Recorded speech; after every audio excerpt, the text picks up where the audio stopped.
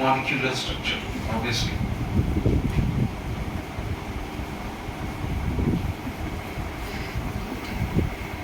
जैसे पिछले लेक्चर में मैंने आपको डाइपोल मोमेंट के बारे में बताया था कि अगर हमारे पास में दो अलग अलग चार्जेस हैं A and suppose we have B, okay, let this molecule may have a charge plus Q. हम लोग HCl का भी एग्जांपल ले सकते हैं इसमें, and let this be minus Q. And we know that the electron pair is more displaced towards the electronegative element. And why it is more displaced? Because that particular atom which has more number of electron, the electron pair is displaced, and that is what we commonly call as polar covalent bond. And we have the non-polar covalent bond also. Suppose if I am taking the example of hydrogen, so this electron pair is equally displaced. This electron pair is equally displaced between both these hydrogen atoms. So that is why they don't develop poles, they don't develop charges. So that is why this is a non-polar covalent bond, and we have here as the polar covalent bond. This electron pair is more displaced towards that atom or a molecule which is more electronegative.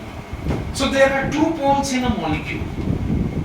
So that is why we call this as electric dipole. What we commonly call this as electric dipole. Since as a whole the molecule is electrically neutral. That means the magnitude of the charge of the positive is always equal to the magnitude of the charge of the negative. And finally the product of the magnitude of charges, whether positive or negative, है ना, upon divided by the distance between them. ठीक है? This divided by the distance between them, that is commonly called as dipole moment. What it is commonly called as dipole moment, and that is referred as mu, and mu is equal to Q, that is the charges, the sum of the charges into the distance, that is what you rightly call as d. And we all know that the dipole is represented by dpi, and 1 dpi is equal to, just now I told you how much it is, 1 into 10 to the power minus 18 ESU centimeter. So that is the value of what you rightly call as 1 dpi.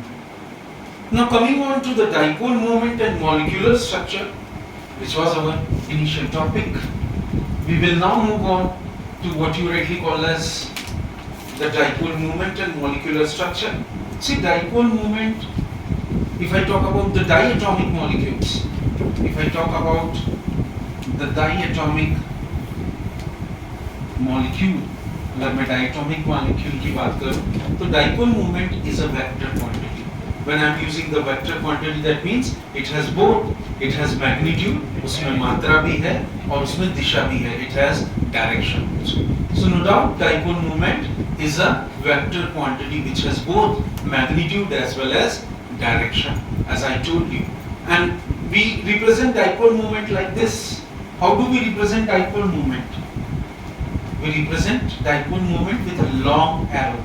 कैसे represent करते हैं? एक long arrow से tail is always positive and the head is always negative. You must remember. Clear? है ना? And जो polar diatomic molecule है, most of the polar diatomic molecule, they possess mostly one polar bond. तो dipole moment of that molecule, जो dipole moment होगा किसी भी molecule का, it will be equal to the polar bond. What it will be equal to the polar bond. मैं एक example से इसको समझाता हूँ. Suppose I have HCl. Clear? HCl, इसका जो dipole moment है, जैसा मैंने आपको बताया, तो इसका जो dipole moment है वो उसके polar covalent bond के बराबर होगा. It will be equal to its polar covalent bond, equal to the dipole moment of HCl bond, and that is how much? 1.07 dpi. How much it will be? 1.07 dpi. That means the dipole moment mu is equal to 1.07 dpi. Clear? और जैसे मैंने आपको बताया था कि you must remember, जितनी ज़्यादा greater is the electronegativity difference. What I am saying? greater is the दो bonded atoms के बीच में जितनी इलेक्ट्रोनेगेटिविटी डिफरेंस ज्यादा होगी उतना ज्यादा उसका डाइपोल मोमेंट होगा. So you must remember, greater is the electronegativity difference, greater is the dipole moment.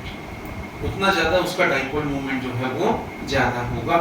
अब मैं हाइड्रोजन हैलाइड्स का एक एग्जांपल ले लेता हूँ. Let us take the example of hydrogen halides and we'll be able to understand it out. Clear? जैसे we have hydrogen fluoride, HCl, HBr and HI. Am I right? These are all hydrogen halides. इसका 1.78 dy and then after जैसा मैंने इनके बीच में ये it should be like this.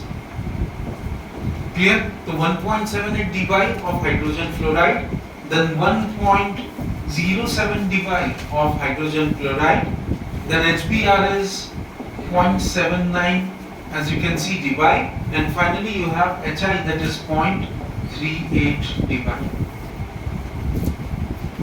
So that's what I told you, greater is the electronegativity difference, greater is the dipole moment. ये तो this was all about the diatomic molecules. This was all about the diatomic molecules. Let us see about the polyatomic molecules. Let us try to understand about the polyatomic molecules. जैसे मैंने बोला diatomic molecules they usually have one polar covalent bond, but a polyatomic molecules it has usually more than one polar covalent bond. So let us try to understand that also on the basis. If you see, if I talk about the polyatomic molecule and the dipole moment over it, polyatomic molecule and the dipole moment over it, clear? You know, since a polyatomic molecule has more than one polar covalent bond, since a polyatomic molecule has more than one polar covalent bond, as I told you, है ना? So it can have, what will be happening? The dipole moment will be equal to not one single polar covalent bond, but it will be equal to the resultant dipole moment. The dipole moment will be equal to the resultant dipole moment. जितने भी bonds हैं, the dipole moment will be equal to the resultant dipole moments. ये चीज याद रखना है. और इसी को हम लोग bond moment बोलते हैं. This is commonly called as bond moment. Clear? है ना?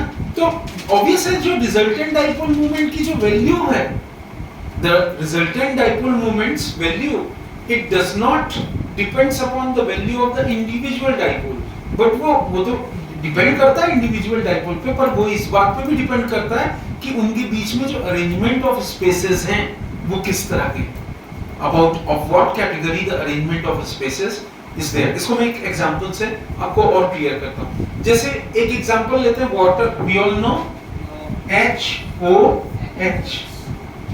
Am I right? So water, if you see, तो what will happen? Water इसका dipole moment कैसा होगा? This is negative and this is positive. Again, this is the positive end towards the hydrogen and negative end towards the oxygen. And you can see this is what? Then negative and this is positive and this is also positive. तो यहाँ पे dipole moment water का हमारे पास में आता है 1.84 dy. The dipole moment of water is 1.84 dy. और ये किसके resultant equal है? It is equal to the resultant of these two OH bond. It is equal to these two OH bond. तो इन दोनों OH bond को अगर हम plus करेंगे तो that gives you the resultant dipole moment of water and that is 1.84 dy. इसी case में हम लोग एक एग्जांपल और देख लेते हैं. This is the case of water. We can see the case of ammonia also. And ammonia is NH3. That means it will be carrying 3 NH bonds. So let us see what will be with ammonia. If you see ammonia also, you have nitrogen, am I right? 1 hydrogen, 2 hydrogen and 3 hydrogen. And obviously nitrogen being electronegative 1, 2 and then after you have 3. So this is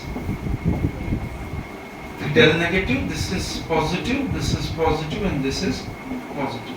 So the resultant, what I'm saying, resultant अगर आप देखोगे तो it becomes 1.47 dpi. The resultant dipole moment of ammonia is 1.47 dpi. Clear? And it is the resultant dipole moment of what? All the individual dipole moments. That is NH plus NH plus NH.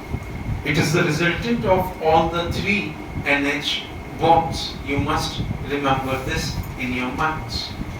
Is this clear? Right? And we can take one more example. In case of symmetrical molecules, when I'm talking symmetrical molecules, that means I'm talking about methane, I'm talking about CCl4, carbon tetrachloride, I'm talking about BF3, boron trifluoride. Let us see उनमें भी ये किस तरीके से dipole moment generate करता है. Fine. So let us continue with BF3, boron trifluoride. When I'm talking about boron trifluoride, see, this is boron trifluoride, that is BF3. Can you tell me what will be the resultant dipole moment of BF3? The resultant dipole moment of BF3 is 0. Why the resultant dipole moment of BF3 is 0? क्योंकि मैंने आपको शुरू में बताया था कि symmetrical है. जो इंडिविजुअल डाइपोल मूवमेंट है वो सिमेट्री ऑफ द मॉलिक्यूल की वजह से वो अपने डाइपोल को क्या कर रहे हैं, कैंसल आउट कर रहे हैं. And that is why the dipole moment of BF3, or I should say it is a symmetrical molecule, and being as a symmetrical molecule, the dipole moment of BF3 accounts to be 0. This accounts to be 0. Clear है ना? और ये चीज आपको अपने mind में रखनी है. जो रिजल्टेंट दो बॉन्ड मूवमेंट्स का है, you can see these two bond movements, they are equal and opposite. और इक्वल और अपोजिट होने की वजह से they both are cancelling each other, and that is why the resultant dipole moment is coming as what? Is coming as 0. अब मैं एक question यहाँ पे आप लोगों के साथ में डिस्कस जरूर करूंगा, और ये क्वेश्चन कॉम्पिटिटिव लेवल पे कई बार पूछा गया है, and you should keep in mind there is a comparison of dipole moment. It's a typical case. Chemical bonding में dipole moment जब हम पढ़ते हैं तो इसको हम typical case मानते हैं. And what is that comparison of dipole moment? What I'm saying, comparison of dipole moment. किसका dipole moment? NH3 and NF3. The comparison of dipole moment of NH3 and NF3. This you have to keep in your minds. Clear? Right? अगर आप दोनों का shape देखेंगे NH3 और NF3, if you will see the shapes of both ammonia, NH3 and NF3, they both have pyramidal shapes. They both have pyramidal shapes. दोनों का shape, ammonia का भी शेप पिरामिडल है और NF3 का भी शेप पिरामिडल है. अगर फर्स्ट पॉइंट आप इसमें नोटिस करेंगे, they both have, देखिए जैसे नाइट्रोजन में आपको ऐसे बता दूं you have NH3, तो what you find, it has a lone pair, and if I talk about NF3, if I write like this, again it has a lone pair. Both of them they have a lone pair of electron present between them. Clear? और जैसे मैं इसमें एक example दे दूं, you can see here that fluorine is highly electronegative. As you can see, the fluorine is highly electronegative in nature. तो you will find, ऐसा लगता है हाइड्रोजन और फ्लोरीन में कंपेयर करोगे तो हाइड्रोजन से ज्यादा इलेक्ट्रोनेगेटिव कौन है? फ्लोरीन. तो because fluorine is more electronegative, or I must say fluorine is highly electronegative, it is because of this reason ऐसा लगता है कि NF bond जो है it should be more polar as compared to NH bond. ये NF bond ज्यादा polar होगा as compared to that of the NH bond. आइए इसकी पुष्टि करते हैं. Is this clear? और you will find कि जो net dipole moment है वो NF3 का ज्यादा होना चाहिए as compared to that of NH3. My question is clear? the net dipole moment of NF3 should be more as compared to NH. Why? Because fluorine being the most electronegative element. लेकिन actual में NF3 का जो dipole movement है वो ammonia से smaller. Point याद रखेंगे, the net dipole movement of NF3 is smaller as compared to that of the ammonia, that is NH3. इसका नेट डाइपोल मूवमेंट काफी स्मॉलर है. और कितना इसका स्मॉलर है? This is 0.24 dpi and ammonia is 1.27, I think. 47. Ammonia is 1.47 dpi. अब question उठता है कि ऐसा क्यों है? The question arises that why does this happens? तो let us find out the answers. इसके पीछे ज्यादा नहीं, बहुत सारे reasons नहीं. It simply has two reasons. What this simply has? It simply has two reasons. दो ही कारण हैं जिसकी वजह से इन दोनों के बीच में थोड़े से डिफरेंसेस हैं. सबसे पहला रीजन क्या है? क्लियर? देखिए, जो लोन पेयर है, जो डाइपोल फॉर्म हो रहा है between the lone pair, both of them nitrogen they have lone pair, है ना? Clear? And nitrogen it has to be taken into consideration. मतलब हमको डायरेक्शन ऑफ लोन पेयर को फॉलो करना है, सबसे पहला फैक्टर. ठीक है, ये चीज याद रखेंगे. Getting me? तो इसको हमको कंसीडरेशन में लेना है. मतलब ये कुछ ऐसा आ जाएगा, it is somewhat like this as you know it. So the direction of the formation of lone pair has to be taken into consideration. Second point क्या बोलता है? ऑब्वियस है, fluorine is more electronegative than nitrogen. Why? Because nitrogen को अपने octet complete करने में 3 electron चाहिए, लेकिन फ्लोरीन को अपना ऑक्टेट कंप्लीट करने में केवल एक ही इलेक्ट्रॉन चाहिए, just reach 1 electron. Is this clear? Right, है ना? तो डायरेक्शन ऑफ बॉन्ड इसमें क्या होगा? Nitrogen to fluorine. The direction of bonding will be where? It will be from nitrogen to fluorine, जैसा मैंने आपको बताया था. तो it will be somewhat like this, from nitrogen to fluorine. It is because of this reason. और जैसा मैंने आपको बताया था कि यहाँ पे अगर आप देखेंगे तो ammonia, nitrogen is more electronegative than hydrogen. तो इसमें डायरेक्शन ऑफ बॉन्ड कैसा होगा? जो ज्यादा electronegative, it will be like this. Am I right on that? So the direction of the dipole movement will be, वो यहाँ से यहाँ होगा. You must remember. तो it will be from hydrogen to nitrogen. Clear है ना? सो जो मैं रिजल्टेंट की बात कर रहा हूँ, रिजल्टेंट मूवमेंट ऑफ जो NH बॉन्ड है, क्लियर? अगर आप देखेंगे इसके साथ में लोन पेयर को देखेंगे, bond movement of lone pair देखेंगे, तो 3NF बॉन्ड, यहाँ पे NF1, NF2 और NF3. Is this clear? ये एक दूसरे को कैंसिल कर रहे हैं. They cancel the resultant movement of this lone pair. Clear?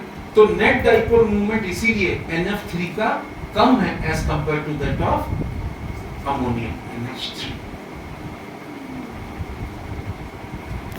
हम लोग बात करेंगे and we will continue with a very important topic of 11th standard chemical bonding, and this topic is commonly known as Fuzzen's rule.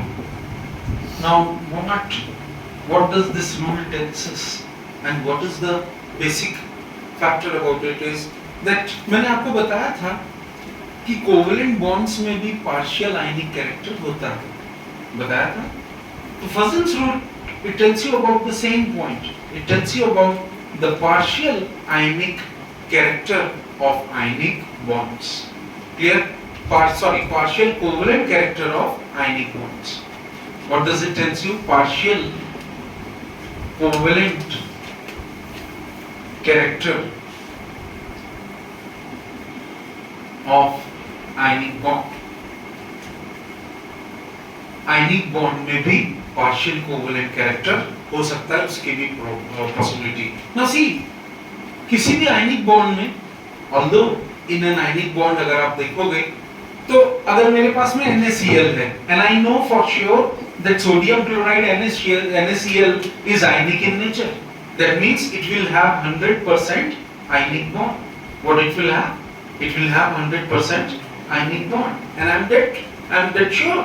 ठीक है? लेकिन किसी भी ionic bond में अगर 100% आयनिक कैरेक्टर है तो there are chances that it may have some percent और partial percent of covalent character also. Is this clear? Right? Covalent bond, जैसे कोवैलेंट बॉन्ड में कुछ आयनिक कैरेक्टर होता है, just as a covalent bond has some ionic character, as I told you that a covalent bond has some ionic character. Ionic bonds इसका उल्टा भी होता है, that ionic bonds they also have some covalent character. The ionic bonds they also have some type of what you rightly call as covalent character. Clear? इसी को फजल ने explain किया, और कैसे एक्सप्लेन किया मैं उसको आपको पोलराइजेशन के कंसेप्ट में आयंस के बेसिस पे समझाने की कोशिश करता हूं, तो ध्यान दीजिएगा। एक छोटा सा आपको एग्जांपल के साथ इसको मैं समझा रहा हूं। अगर आप नोटिस करेंगे तो यू मस्ट रिमेंबर, जब एक कैटायन एनायन को अप्रोच करता है, and you all know the size of cation is always smaller to that of the anion. When a cation approaches anion, ठीक है, तो you will find that the electron cloud of anion is attracted towards the cation. इसका जो electron cloud है, electron मेघ बोलते हैं उसको, है ना, ये जो इलेक्ट्रॉन मेघ है वो इसके तरफ क्या होगा, अट्रैक्ट होगा, और उससे होगा क्या कि इसका जो शेप है वो थोड़ा सा डिस्टॉर्टेड हो जाएगा। This is a cation and this is a anion, तो इसका जो शेप है, the shape will be distorted, a little bit distorted I should say, that इसका जो shape है वो क्या हो जाएगा, थोड़ा सा distort हो जाएगा। Is this clear? इस इफेक्ट को कि जब एक कैटायन अप्रोच करता है एनायन को और इसके शेप में कुछ चेंजेस आते हैं, इस तरीके का जो डिस्टॉर्शन होता है, जैसे मैंने आपको बताया था, इस इफेक्ट को हम बोलते हैं पोलराइजेशन, एनायन का ध्रुवीकरण। इस इफेक्ट को हम क्या बोलते हैं? This effect is known as polarization of anion, polarization of anion, ये एनायन का ध्रुवीकरण। This effect is commonly known as the polarization of anion, ठीक है। अब कैटायन एनायन को पोलराइज कर रहा है, कैटायन जो है इसका जो पावर है वो एनायन को क्या कर रहा है, पोलराइज कर रहा है। तो एनायन जिस पावर से कैटायन को पोलराइज कर रहा है, इसको हम बोलते हैं polarizing power, what it is known as, this is known as polarizing power, clear. और एनायन पोलराइज हो रहा है तो इसको हम बोलते हैं polarizability, this is known as polarizability. Anion polarize हो रहा है तो this is known as polarizability. Greater is the polarization produced, जितना ज्यादा पोलराइजेशन होगा उतने ज्यादा चार्जेस जो है वो क्या होंगे, न्यूट्रलाइज होंगे, क्लियर है ना। गेटिंग मतलब charge of the anion get distorted by the charge of the cation, clear है ना, charge of the cation by the electron cloud of the anion. और देखो इनमें जितना ज्यादा ये डिस्टॉर्शन हो रहा है उतना ज्यादा क्या होगा, ज्यादा न्यूट्रलाइज होंगे, न्यूट्रलाइज हो रहे हैं। अगर ये न्यूट्रलाइज हो रहे हैं तो आयनिक कैरेक्टर कम हो रहा है, if they are getting neutralized तो क्या हो रहा है, आयनिक कैरेक्टर डिक्रीज हो रहा है, the ionic character it decreases, और ऑब्वियसली क्या बोल रहा है, कोवैलेंट कैरेक्टर है ना, क्लियर। कोवैलेंट कैरेक्टर इसमें क्या हो रहा है, इंक्रीज हो रहा है, इज दिस क्लियर। और बहुत सारी इसमें प्रॉपर्टीज भी चेंज होंगी, मेल्टिंग पॉइंट चेंज होगा, हीट ऑफ सब्लिमेशन चेंज होगा, एंथैल्पीज चेंज होंगी, क्लियर, सॉल्युबिलिटी चेंज होगी, क्लियर है ना, गेटिंग मी। तो याद रखेंगे कि this effect is known as Fajans rule और commonly known as the partial covalent character of ionic bond. इसमें एक चीज और देखने के लिए है हमारे पास में कि इसके कुछ फैक्टर्स हैं, जैसे कैटायन का स्मॉल साइज, क्लियर। देखिए जितना स्मॉलर कैटायन होगा उतनी ज्यादा उसकी पोलराइजिंग क्षमता या पावर होगी। तो एक फैक्टर याद रखेंगे, स्मॉलर इज द कैटायन, ये चीज दिमाग में रखेंगे that smaller is the cation higher will be or greater will be the polarizing power. Clear? और यही चीज हमको फैक्ट बताती है कि LiCl वो ज्यादा कोवलेंट है as compare to KCl. Lithium chloride ज्यादा कोवलेंट है as compare to that of KCl. और याद रखेंगे जितना बड़ा एनायन होगा, ग्रेटर द एनायन, उतनी ज्यादा उसकी पोलराइजेबिलिटी होगी, उतनी ज्यादा उसकी पोलराइजेबिलिटी होगी. क्लियर? इसीलिए जैसे मैंने आपको बताया था कि लिथियम हैलाइड का जो कोवलेंट कैरेक्टर है, अगर आप देखेंगे तो वो इस ऑर्डर में होना चाहिए. LiI lithium iodide, then LiBr lithium bromide, and then LiCl, and then LiF. तो ये ऑर्डर जो है, ये अगर आप देखेंगे तो it will B of this type. अगर इनके मेल्टिंग पॉइंट को देखेंगे तो ये 446 डिग्री है, ये आपका 547 डिग्री है, ये आपका 613 और ये 870. क्लियर? तो जैसे मैंने आपको बताया था, it is because of this reason कि कोवलेंट कैरेक्टर लिथियम का वो इस ऑर्डर में है. Larger is the anion, greater is the polarizability. And last factor is larger the charge on the cation, greater is its polarizing power. जितना charge ज्यादा होगा, ठीक है, इसको मैं ऐसे समझाता हूँ, Na पॉजिटिव है, Na is what? Positive. And Mg is what? Mg is 2 positive. Then aluminium Al 3 positive. तो वही मैं बोल रहा हूँ, larger the size on the cation, greater is its polarizing power. जितना ज्यादा साइज होगा उतना ज्यादा उसका पोलराइजिंग होगा. ये चीज याद रखनी है, you must remember. And finally इसके साथ मैं आपको कैरेक्टरिस्टिक्स ऑफ कोवलेंट कंपाउंड्स के बारे में भी बता देता हूं.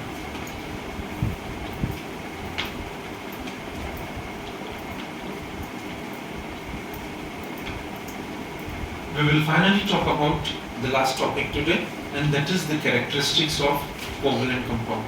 हमने आयनिक कंपाउंड्स के बारे में देखा था. Let us see the characteristics of covalent compounds.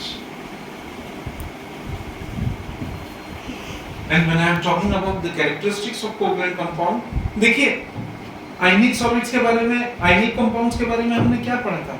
That all the ionic compounds they are usually solids.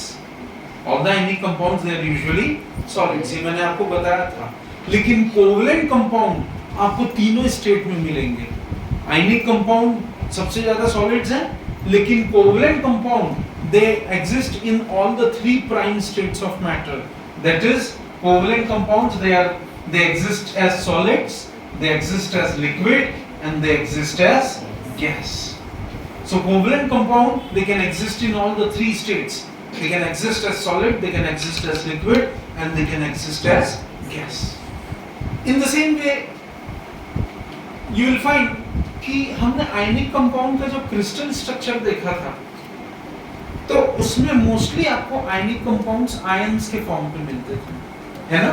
जैसे NaCl का क्रिस्टल स्ट्रक्चर क्या बताता है? Na positive and Cl negative. But covalent compounds they don't exist in whenever their crystal structure is studied. Covalent compounds they mostly don't exist as ions, rather they exist as molecules. So what do they exist as? Molecules. This is also one of the characteristic of covalent compound. In the same way, मैंने आपको बताया था कि ionic compounds दुनिया के सबसे strongest substances हैं, because they have very strong electrostatic forces of attraction. But ionic compounds के केस में, ionic compounds they have weak van der Waals forces of attraction. और क्योंकि weak van der Waals forces of attraction है ionic compounds covalent compounds के साथ में, that is why covalent compounds usually have low melting and boiling point as compared to that of the ionic compounds. Is this clear? In the same way, if I talk about solubility, if I talk about the solubility of covalent compounds, ठीक है, तो you will find covalent compounds बहुत सारे polar solvents में, in maximum of polar solvents and also in water, they are insoluble. They are insoluble in most of the polar solvents and also in water. Clear? क्योंकि ये generally soluble होते हैं किसमें? Organic compounds में. And we all know organic compounds are non-ionic and they are weakly polar. तो ये किसमें घुलनशील हैं? They are soluble in organic compounds, non-ionic compounds और weakly polar compounds में. They are soluble. इसके साथ साथ एक और बात करेंगे इसके अलावा कि अगर मैं इसकी इलेक्ट्रिकल कंडक्टिविटी की बात करूं कोवेलेंट कंपाउंड्स की, if I talk about the electrical conductivity of covalent compounds, so you will come to know covalent compounds, they are not so good conductors of electricity. Is this clear? Right? So they are bad conductors of electricity. क्यों bad conductors होते हैं? Ionic compounds में free ions होता है और वही free ion जो है वो electricity को conduct करता है, लेकिन covalent compound में they do not have any free ions. इनमें कोई भी free ions नहीं होता. That is why they do not conduct electricity and they are bad conductors of electricity. In the same way, इसके अधिकतर जितने भी कंपोनेंट्स होते हैं they are molecular in nature. Most of the components of covalent compound they are molecular in nature. Is this clear? इसीलिए इनके जितने भी reactions होते हैं वो सब molecular reactions होते हैं. They don't undergo ionic reactions, rather they undergo what? They undergo molecular reactions. And you know, ionic reactions they are fast reactions. Ionic reactions they are fast reactions, but molecular reactions they are slow reactions. Molecular reactions they are slow reactions.